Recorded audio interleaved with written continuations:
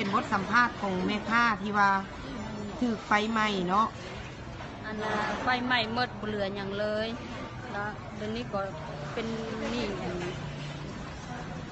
ค่าเครื่องแล้วก็ไฟไหม้ทั้งหมดก็รวมก็ตื้อห้าคือห้าชื่ออย่างเนาะซื้อนางน้อยผู้ที่สองเคยซื้อนางบุญล้อมไปไม่ห้านหมดเลยได้ยังเดี๋ยวนี้ยังเป็นหนี้ธนาคารในซีนิดา100 ล้านเป็นหนี้บุคคลหลายล้านก็ว่า50 ล้านกีบหลายกว่า50 ล้านกีบเดี๋ยวนี้บ่เหลืออย่างเลยมูลค่าการเสียหายเท่าใดมูลค่าการเสียหายทั้งหมดนี้อันนะคือ8ผู้ที่สามไปซื้อน้ำตู้ค่าทันไปเสียหายไฟไหม้หมดเลยคนเรืออย่างมูลค่าการเสียหายประมาณ500 ล้านนี่ที่มีค่าเครื่องประมาณ200ไปมีบุคคลในมีธนาคารผู้ที่สาม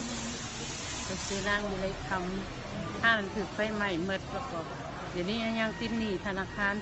400นี่บุคคลประมาณ400,000 บาทข้าพเจ้าชื่อนางอภิหนึ่งฮั่นเป็นฮั่นไม่สุดท้ายเพิ่นแต่ว่ามูลค่าของฮั่นค่อยเป็นฮั่นใหญ่ที่สุดฮั่นหลายเครื่องหลายกว่าหมู่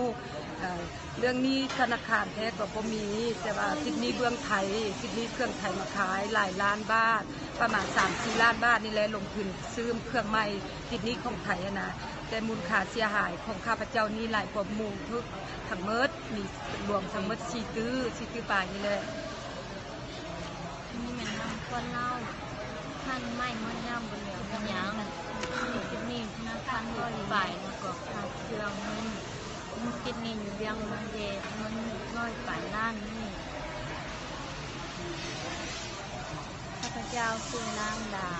เป็นท่านที่บาดถึกไหม้หมดเลยเครื่องบุมีจักรยานเลยเงินกับไหม้หมดเลยค่ามูลค่านี่ถึง800 ล้านบุมีมีอย่างเลยเครื่องไม่หมดเลยด้วยอย่างติดหนี้ธนาคารติดหนี้พี่น้องหลาย100 ล้านเลย